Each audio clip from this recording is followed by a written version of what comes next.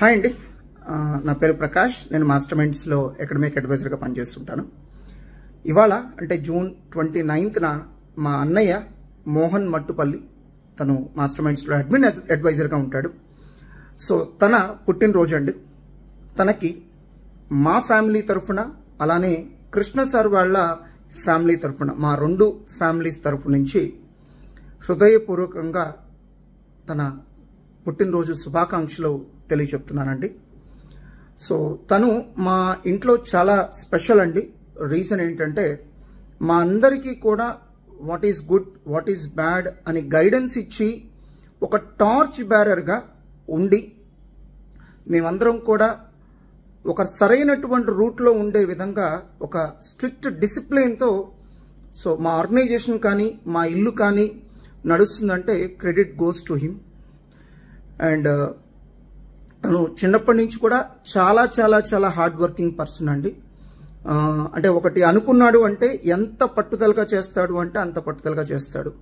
So ఎంత try చేసినా ఆ క్వాలిటీలో ఒక 50% కూడా మాకు రాకపోవచ్చేమో, అంత పట్టుదలగా వర్క్ చేస్తాడు. ఒక వర్క్ అంటూ అనుకుంటే అది అయ్యేంత వరకు ఎట్టి పరిస్థితుల్లో రిలాక్స్ అవ్వడానికి కూడా ఇష్టపడ్డు. అంత డెడికేటెడ్గా తను వర్క్ చేస్తాడండి. And highly ethical. సో కొన్ని సిస్టమ్స్కి తను కట్టుబడి ఉంటాడు. సో ఎంత నష్టం జరిగినా సరే ఆ సిస్టమ్స్ని తను డీవియేట్ అవ్వడు. అలాంటి స్ట్రాంగ్ ఎథికల్ వాల్యూస్ని తను ఫాలో అవుతూ ఉంటాడు. అండ్ అన్నిటికంటే ఇంపార్టెంట్, తను ఇక్కడ తీసుకునేటువంటి కేర్ అంతా కూడా అడ్మినిస్ట్రేషన్ అండి. అడ్మినిస్ట్రేషన్లో ఉండడం అంటే ఒక శివుడు గరణం మింగుతారు అని అంటారు కదండి. అలా ఒక అడ్మినిస్ట్రేషన్లో ఉన్నప్పుడు ఏమవుతుందంటే కొన్ని కఠినమైనటువంటి నిర్ణయాలు తీసుకుంటే తప్ప ఆర్గనైజేషన్ ముందుకెళ్ళదు. జస్ట్ లైక్ ఒక ఫాదర్. ఇప్పుడు అడ్మినిస్ట్రేషన్ అంటే మనం ఏదో కొత్తగా ఊహించుకోకర్లేదండి. ఒక ఇంట్లో ఒక ఫాదర్ కూడా కఠినంగా కొన్ని నిర్ణయాలు తీసుకుంటేనే ఆ ఫ్యామిలీ కరెక్ట్గా ఉంటుంది. అలానే అడ్మినిస్ట్రేషన్లో ఉన్న వాళ్ళు ఎవరైనా సరే కొన్ని కఠినమైనటువంటి నిర్ణయాలు తీసుకోవాల్సి వస్తుంది. సో అలా తీసుకోకపోతే కొంతమంది వ్యక్తుల్ని మనం సంతృప్తి పరుస్తామేమో కానీ ఆర్గనైజేషన్ మిగలదండి. అలాంటి కఠినమైనటువంటి నిర్ణయాలు తీసుకునేటప్పుడు ఏమవుతుందంటే, నేనెందుకు తీసుకోవడం, వాళ్ళు తీసుకుంటారులే, ఆ చెడ్డ పేరు నాకెందుకు, ఆ మైండ్ సెట్ చాలా మందిలో ఉంటుంది. బట్ మా ఫ్యామిలీ అదృష్టం ఏంటి అంటే, తను అవసరమైతే నేను ఒక కఠినమైనటువంటి డెసిషన్ తీసుకుంటే అది తను తీసుకున్నట్టుగా చెప్పడానికి కూడా వెనకాడు. సో పర్లేదులే, వాళ్ళు ఏదైనా నెగిటివ్ అనుకుంటే నన్ను అనుకుంటారు, సో నీ మీద వద్దులే, అలాంటి కోఆపరేటివ్ మైండ్ సెట్ కలిగినటువంటి వ్యక్తి.